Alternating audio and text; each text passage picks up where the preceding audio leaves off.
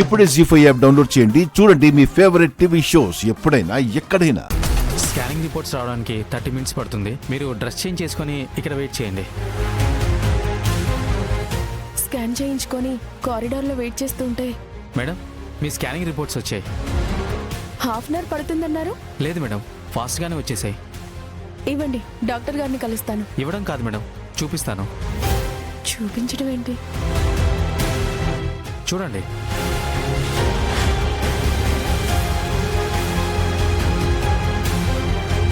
Reports అదిరిపోయాయి కదా madam. రే, laboratory పేరుతో మీరు చేసే నిర్వాహకం మీద ఇప్పుడే వెళ్ళి పోలీసులకు కంప్లైంట్ ఇస్తాను. మీ హాస్పిటల్ క్లోజ్ చేయిస్తాను. చేయించండి మేడం. మీలాంటి వాళ్ళని రోజుకి 20 మందిని చూస్తాను. అందరూ ఇదే మాట అంటారు, కానీ ఎవరేం చేయలేరు. ఎందుకంటే మీరు పోలీస్ స్టేషన్కి వెళ్ళి కంప్లైంట్ ఇచ్చి వాళ్ళు రెస్పాండ్ అవ్వడానికి ఎంత టైం పడుతుందో నాకు తెలియదు, కానీ నేను ఈ వీడియో ఇంటర్నెట్లో అప్లోడ్ చేయడానికి నిమిషం కూడా పట్టదు. పోలీసుల్లాగా స్లో రెస్పాన్స్ ఉండదు. గంటల్లోనే మిలియన్స్ వ్యూస్ వస్తాయి. అందులో మీ పేరెంట్స్ ఉండొచ్చు, మీ రిలేటివ్స్ ఉండొచ్చు, మీ ఫ్రెండ్స్ ఉండొచ్చు, ఇంకా చాలా మంది ఉండొచ్చు. ప్లీజ్ ప్లీజ్ అలా చేయకండి. నా పరువు పోతుంది, మా ఫ్యామిలీ పరువు పోతుంది. దయచేసి ఆ పని మాత్రం చేయొద్దు ప్లీజ్ అండి. నేను ఆ పని చేయకుండా ఉండాలంటే మేము చెప్పిన పని నువ్వు చెయ్యాలి. ఏం చేయాలి?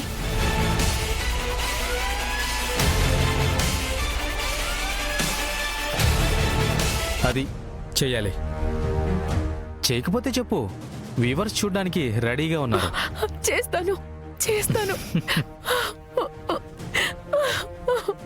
అలా నా చేత మత్తు పదార్థాల బిజినెస్ చేయడానికి ఒప్పించాడు. కానీ ఆ తర్వాత అర్థమైంది నాలాంటి అమాయకురాలు ఎందరో ఈ దందాలో ఇరుక్కున్నారని. మత్తు పదార్థాల బిజినెస్ చేయించడమే కాకుండా కొందరిని మత్తు పదార్థాలకు కూడా అలవాటు చేసి ఇల్లీగల్ యాక్టివిటీస్ కూడా వాడుకుంటున్నారు. ఏం చేయాలో అర్థం కాక ఇలా వాళ్ళు చెప్పినట్టే వింటున్నాం మేడం. వాడి మొబైల్ నంబర్ ఉందా? ఉంది మేడం. వాడికి ఫోన్ చేయి, ఒకసారి కలవాలని చెప్పు. లోపలికి వెళ్ళి డ్రెస్ చేంజ్ చేసుకురండి. అలాగే. సరే.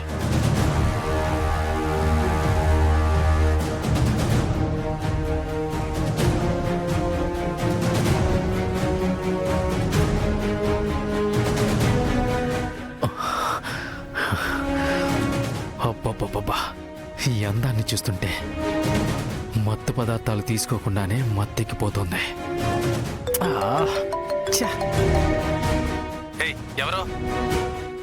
నేను సార్, యామినిని. ఏంటి కాల్ చేసావు? నేను చేయకుండా నాకు కాల్ చేయదని చెప్పాను కదా. ఇంతకీ వెళ్ళిన పని అయిందా? అయిపోయింది. నేను ఒకసారి మిమ్మల్ని మీట్ అవ్వాలి. సరే, హాస్పిటల్కి వచ్చే.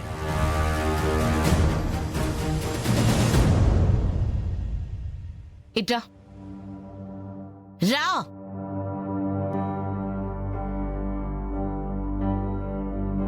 నీ చెప్పు తీసుకో.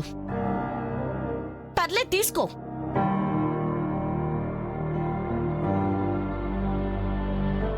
వాణ్ణి లాగి పెట్టి కొట్టు. కొట్టు.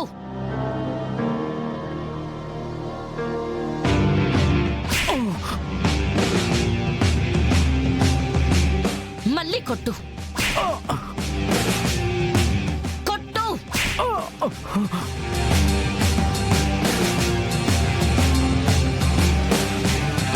కానిస్టేబుల్స్ మేడం, తీసుకెళ్ళండి.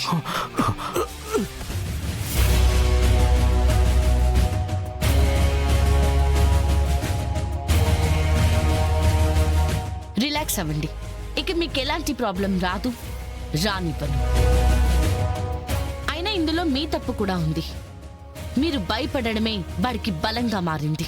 మీలో ఒక్కరు తిరగబడినా మీ తర్వాతైనా కొంతమంది అమ్మాయిలైనా సేవ్ అయ్యేవాళ్ళు.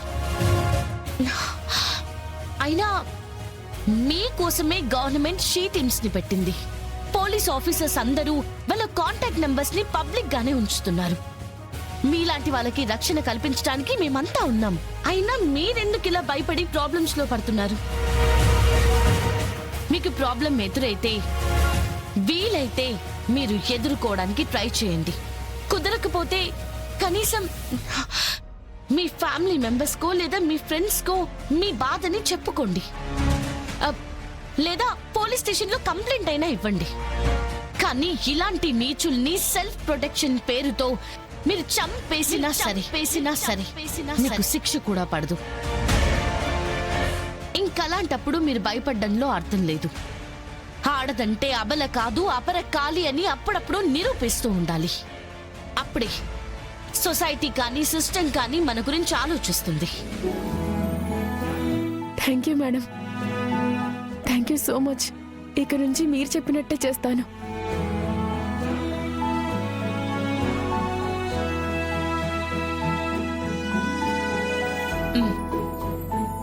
Very good. మీలాగే వాడికి భయపడి ఎంతో మంది అమ్మాయిలు మత్తు పదార్థాల దందాలో ఇరుక్కున్నారు. వాళ్ళెవరో ఎక్కడుంటారో మాకంటే ఎక్కువ మీకే తెలుస్తుంది. రేపు అడ్రస్కి వచ్చి వాళ్ళ గురించి ఇన్ఫర్మేషన్ ఇవ్వండి. రమ్య మేడం, వీళ్ళతో పాటు బయటన్న వాళ్ళందరినీ సేఫ్ గా ఇంటికి పంపించండి. Okay madam. జాగ్రత్త. ఓకే మేడం, వెళ్ళండి. Thank you. రండి.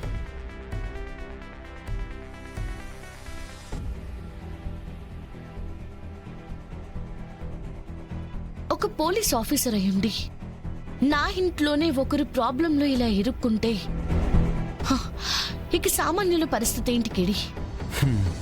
యువతలో మత్తు పదార్థాల గురించి చైతన్యం తీసుకుని రావాలి. ఇలాంటి సమస్యల్ని ప్రతి ఒక్కరి దృష్టికి తీసుకెళ్లాలి. జడి సాధు సార్. జై హింద్ సార్, ప్రాబ్లం సాల్వ్ అయిపోయింది. వెళ్ళండి జేడి, వెళ్ళండి. Thank you sir. జై హింద్.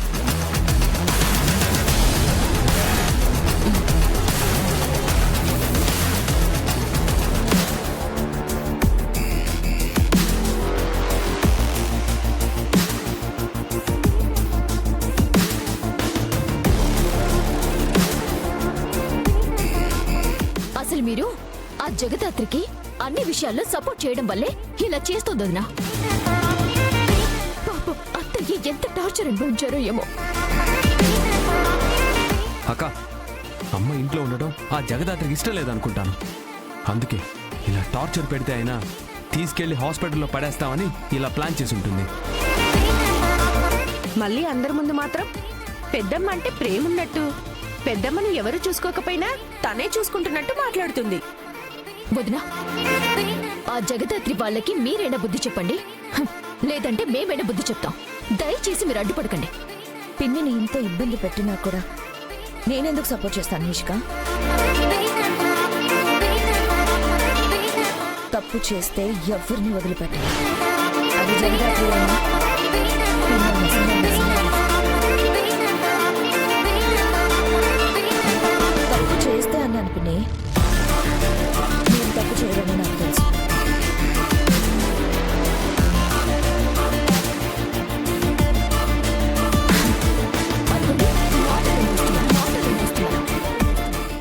జీ5 యాప్ డౌన్లోడ్ చేసి అన్ని ఎపిసోడ్స్ పూర్తి ఉచితంగా చూడండి.